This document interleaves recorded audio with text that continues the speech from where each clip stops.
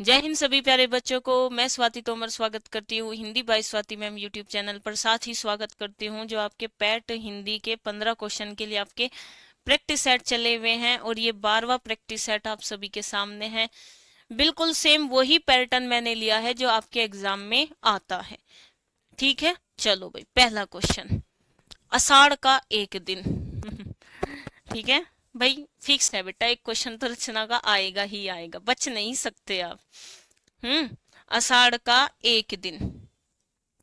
तो बेटा निर्मल वर्मा की आपको एक रचना याद करनी है, परिंदे, है ना। ओ नादान परिंदे घर आजा, निर्मल हो के आ जा। ठीक है, तो परिंदे। नरेश मेहता, नरेश मेहता की आपको एक बात एक रचना याद रखनी है, संशय की एक रात। संशय की एक रात नरेश मेहता के साथ। तो ये इनकी महत्वपूर्ण रचना है। मोहन राकेश, मोहन राकेश आधे अधूरे हैं, आधे अधूरे हैं। और बेटा इनकी एक रचना है आषाढ़ का एक दिन, आषाढ़ का एक दिन। तो डी ऑप्शन आपका क्या है, बिल्कुल सही है।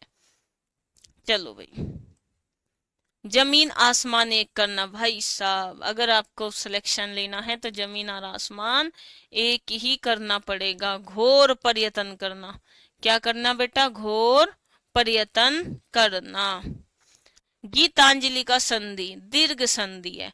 बहुत सारे बच्चे गीता गीता भूल जाएंगे, बस इसमें आपको याद रखने की जरूरत है कि गीत धन अंजलि, और अंजलि में हमेशा बेटा छोटी ई आती है, छोटी ई। यहाँ भी छोटी, यहाँ भी छोटी, लेकिन यहाँ गीता है, जली तो नहीं आएगा। तो आपका डी ऑप्शन बिल्कुल सही है। अब हम चलते हैं बेटा नेक्स्ट क्वेश्चन पर। ठीक है, नेक्स्ट क्वेश्चन, एक क्वेश्चन वाक्य शुद्धि का तो बेटा आएगा ही। बताओ कि इसमें मैं आप पर श्रद्धा करती हूँ, प्रस्तुत वाक्य में त्रुटि है। आपको बताना है कि शुद्ध रूप कोई एक विकल्प में है। तो बेटा मैं आप पर श्रद्धा करती हूँ मतलब वह विश्वास करती है। तो श्रद्धा हमेशा किसी न किसी के प्रति होती है। तो मैं आपके प्रति श्रद्धा रखती हूँ, मैं आपके प्रति श्रद्धा रखती हूँ। अब आ जाओ, जो कठिनाई से मिलता हो। देखो सुलभ क्या है, जो आसानी से मिले। अगम जहां जाया ना जा सके। दुर्लभ जो कठिनाई से मिले। दुर्गम जहां जाना कठिन हो। तो बी ऑप्शन आपका बिल्कुल सही है। अब आपके सामने आज गए हैं पैराग्राफ। ये ऐसा क्यों लगता है कि ये वही पैराग्राफ है जो अभी हमने किया था। अरे ये पैराग्राफ रिपीट तो नहीं हो गया, राष्ट्र के सर्वांगीण विकास के लिए।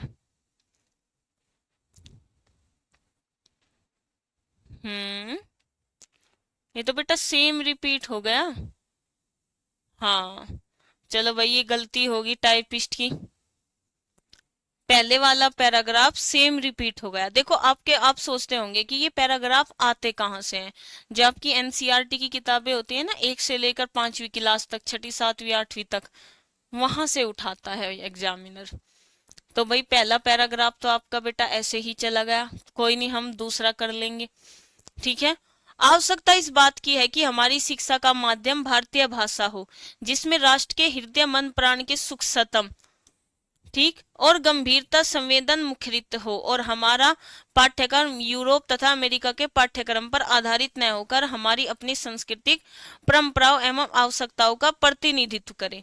क्या कहना चाह रहा है, इसने कहा कि जो हमारा माध्यम हो वो भारतीय हो, ताकि हम तन मन हर चीज से भारतीय हो सके। हमारा जो सिलेबस हो वो पूर्वी देशों पर ना होकर हमारी परंपराओं पर रहे। भारतीय भाषाएं, भारतीय इतिहास, भारतीय दर्शन, भारतीय धर्म, भारतीय समाज शास्त्र को हम सर्वोपरि स्थान दे। उन्हें अपने शिक्षा कर्म में गौण स्थान देकर या शिक्षित जन को उनसे वंचित रखकर हमने राष्ट्रीय संस्कृति में एक महान रिक्त को जन्म दिया, जो नई पीढ़ी को भीतर से खोखला कर रहा है।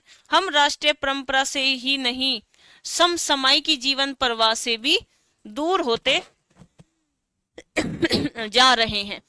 विदेशी पश्चिमी चश्मों के भीतर से देखने पर अपने घर के प्राणी भी अनजाने और अजीब से लगने लगते हैं। सही बोला।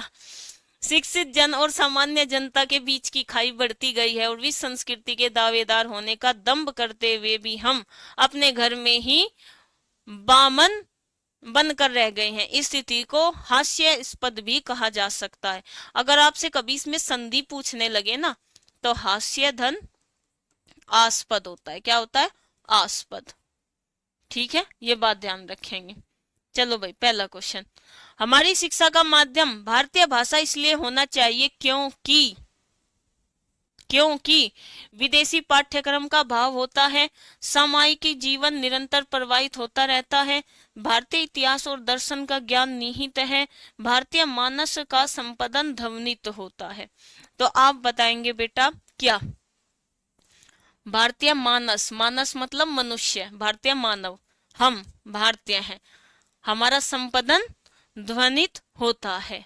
बताओ भाई क्यों होना चाहिए?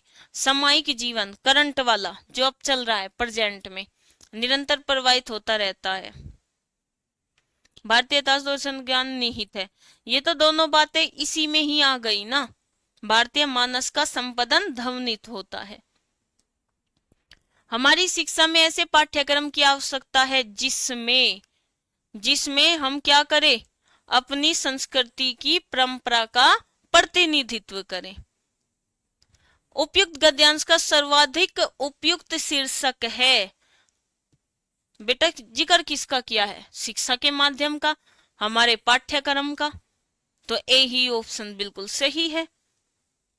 शिक्षित जन और सामान्य जनता में निरंतर अंतर बढ़ने का कारण क्या है? बताओ क्या है बेटा? कि विदेशी चश्मे लगाकर अपने लोगों को देखते हैं। बिल्कुल, यही तो है, यही तो है शिक्षित जन और सामान्य जनता। एक तरीके से ये उच्च वर्ग और निम्न वर्ग, अमीर लोग और सामान्य मिडिल क्लास वालों के बीच का अंतर कह रहे हैं। अमीर लोग क्या करते हैं मिडिल क्लास को? अरे तो ऐसा ही है गंवार पवार सा। क्यों? क्योंकि वे निकलते हैं बेटा 2-2, 2.5-2.5, 6-6, 20-20 करोड़ की गाड़ी से। सामान्य जनता किस पर जाती है? स्कूटर पर, ऑटो में। थोड़ी सी सामान्य जनता पर ब्रेजा ज्यादा सी हो गई।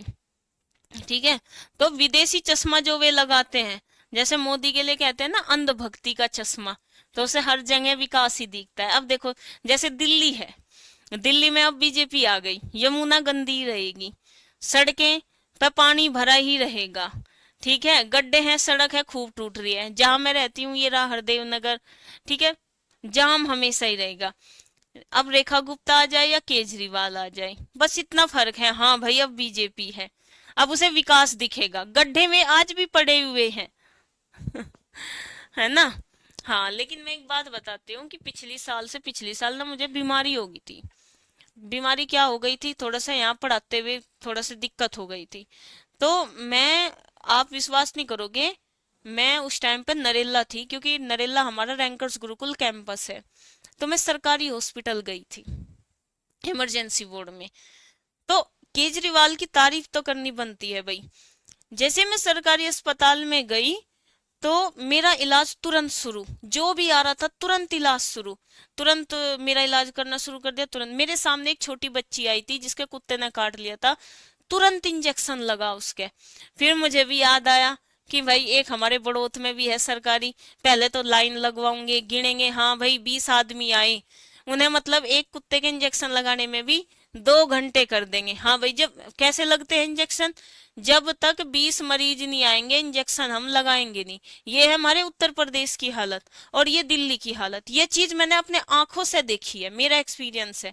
बस कुछ भी हो, कुछ मतलब 90% चीजों में तो केजरीवाल जी की बहुत ही बढ़िया काम रहा है, बहुत ही बढ़िया काम रहा है। और ये चीज उसने नोटिस की है, जो कंपैरिजन ही कर लेना एक उत्तर प्रदेश के सरकारी अस्पताल से और एक दिल्ली के सरकारी अस्पताल से, वो खुद ही कंपैरिजन कर लेगा। मुझे भी नहीं पता था ये चीज, लेकिन ठीक है मैं बीमार पड़ गई तो मैंने ये चीज देख ली।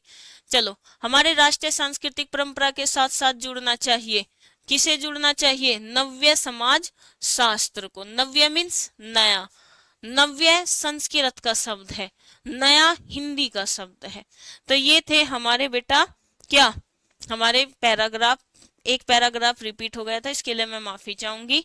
तो सभी प्यारे बच्चे अपने इस सेशन को ज्यादा से ज्यादा शेयर करेंगे, Hindi by Swati ma'am YouTube channel को सब्सक्राइब करेंगे। कोई भी आपका डाउट हो तो इंस्टाग्राम पर मुझे मैसेज कर सकते हो। हम हर जगह आपको यूट्यूब हो, टेलीग्राम हो या इंस्टाग्राम हो या एक्स हो, आप सभी को Hindi by Swati ma'am he search करना है। कैसी लगी क्लास, अपना स्कोर बताएंगे सभी प्यारे बच्चों को। जय हिंद।